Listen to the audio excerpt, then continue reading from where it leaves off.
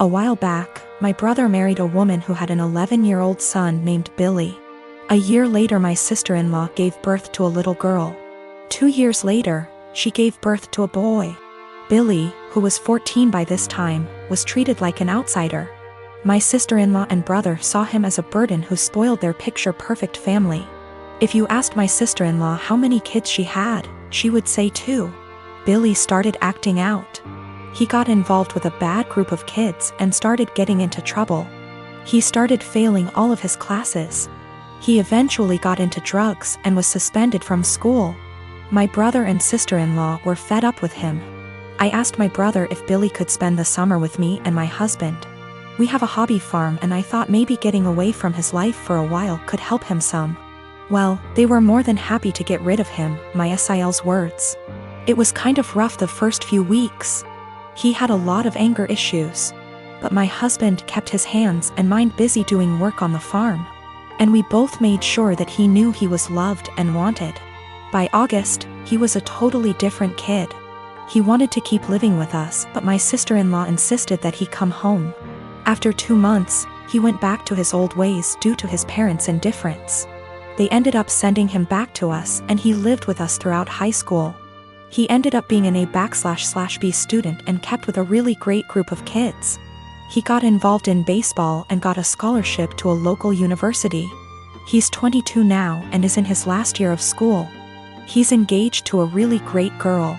When he was 16, he started calling me mom and he started calling my husband pops. He never really had much to do with his mom and he had nothing to do with my brother. He saw them on holidays when the whole family came over. His mom has tried to have a relationship with him the past few years, but he has avoided her. On Christmas, sister-in-law was over and for whatever reason, she opened my desk drawer and found a birthday card from Billy where he said, "To the best mom ever. Thanks for loving me and giving me a chance." She was devastated. She ended up texting Billy, confronted him and asked him if she would be presented as mother of the groom at his wedding. He told her that he no longer considered her his mom and wasn't even sure if he wanted her at the wedding at all. My sister-in-law is now insisting that I make it clear to Billy that I am not his mother and that he is not to refer to me as such. My brother is also very upset with me.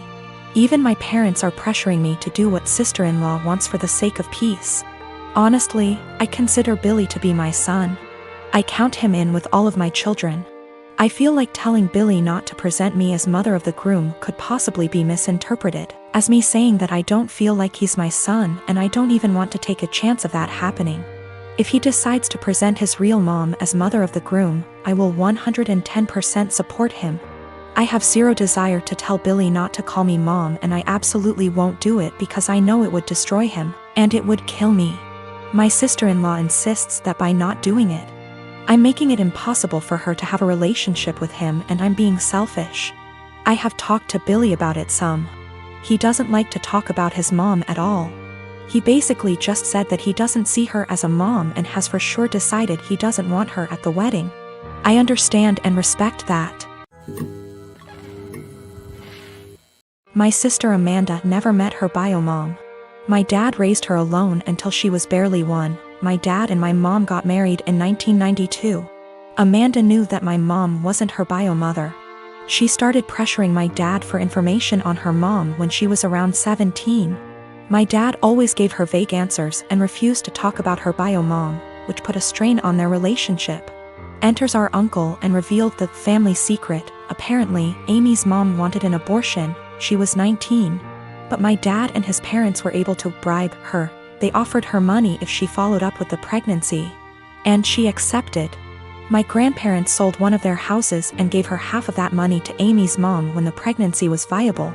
And the other half she received when she waived her parental rights over Amy to let my mom adopt her when she was 4.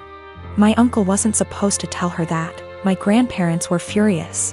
Amy stopped her crusade to meet her bio mom and her relationship with my dad went back to normal. Amy never mentioned her bio mom again.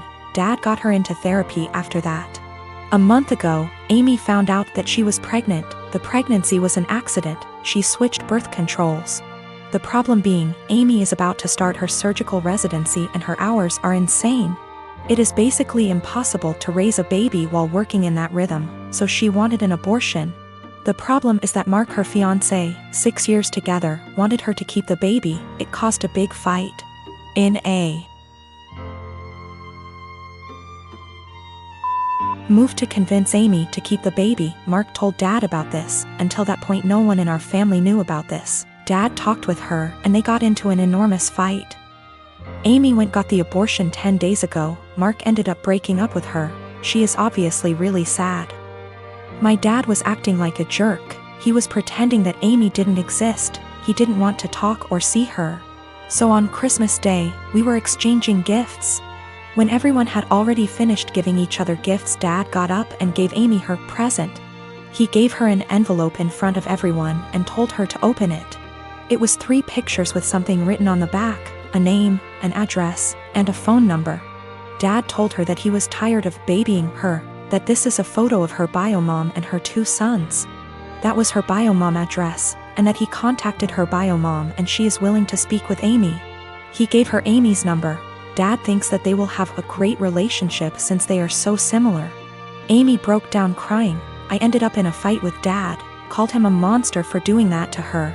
He just said he was just tired and left. We ended up leaving and she spent the rest of Christmas crying on my shoulder. She is a mess since that. My younger brothers called me a Grinch for making a scene and ruining Christmas. My mom was silent during the whole thing. My parents have been giving me the cold shoulder since Christmas. My sister and her husband have been struggling with infertility since they got married 12 years ago. They've tried absolutely everything, from medical to spiritual, but unfortunately, nothing works. Now that she's approaching late 30s, they're starting to look into adoption, but it's also been a slow going. Since their financial condition isn't exactly stable from multiple rounds of fertility treatments they went through. I can only imagine the struggle, and I sympathize with her. But the stress this situation is bringing her and her husband honestly puts a strain on our relationship. My husband and I lost our best friends, Mason and his wife, Kate, 2 weeks ago in a horrible car accident. They left behind their son Pete, who isn't even 2 yet. It was so sudden and so heart-wrenching. We're still grieving, which lowers out contact with a lot of people, including my sister and Bil. Our main concern right now is ourselves and Pete, whose custody has come to us because we're both his godparents. Actively engaged in Pete's life since his birth. And because Mason and Kate have neither left a will nor have immediate living relatives who can take him in. We've decided to adopt Pete as soon as we can stomach the process. My husband and I never planned on having kids, and even if we did, this is absolutely not the way we want to go about it. The situation is far from ideal, but we're starting the adoption process yesterday, for Pete's safety if nothing else. We broke the news to our extended families and friends, letting them know that my husband and I won't be very available for a little longer because of this. I know my sister and brother-in-law will have something to say about this. I'm prepared for a few heated text messages or voicemails. However, I didn't expect them to turn up on our doorstep, crying about how unfair it is that we were given everything they wanted, and how we didn't deserve to be parents because we didn't go through what they had to. I've never seen my husband so angry before. He's usually very mild and gentle, but recent events have stretched our patience to the limits. We kicked them off of our porch, and I told my sister before she left that since our pain inconveniences her so much, I won't have her around me and my family at all anymore. I know she made a fuss about it, and now everyone has something to say to us. We turned off our phones, so we don't know which ones are cursing us and which one aren't. I know some did //r. My husband and I are both in pain and grieving, and we can't trust ourselves to be objective. For the sake of disclosure, my husband and I are both men. No, this is not a case of homophobia. My sister, for all her fault, was the first person to accept me for who I love. My brother-in-law has always been a bit of a ruckus. Just a very jolly guy, used to be a hard-partied when I first knew him, but not so much now. I mean, he still likes to drink and he smokes weed, but nothing compared to how he used to be. He stays in the basement apartment, which is a full apartment, separate from ours, with a kitchen and bathroom etc. In our house ever since he lost his apartment. He has never really been able to keep a good job, no college education, and also ADHD. And we live in NYC, so affording rent is impossibly hard lately. This was supposed to be a temporary thing for him, out of desperation because he lost his apartment. I should say that he has gone through multiple phases of depression from just living hard much of his life. I remember seeing him when he was in his 20s and he was just a damn mess. Living in shit apartments and working shit jobs, and I remember he was super depressed, like, you know, that kind of depressed. For a bit around a decade ago because of how awful his life was. And it was awful. I won't sugarcoat it. He was getting mugged in his area constantly. His apartment was horribly small and he worked horribly long hours. His ex-wife was awful to him and cheated on him. But in the past 2 months that he has been here, he's been an absolute joy. To both me and my wife and also our kids. We all love him so much. He clearly loves the basement, it's even bigger than his old apartment, and just in general it's in a much better location. He has said, multiple times, how much he loves it at our place. He also is just a great guy to have around. He is a blast with our kids and he always cooks food for us and is just a general great, funny, charismatic guy.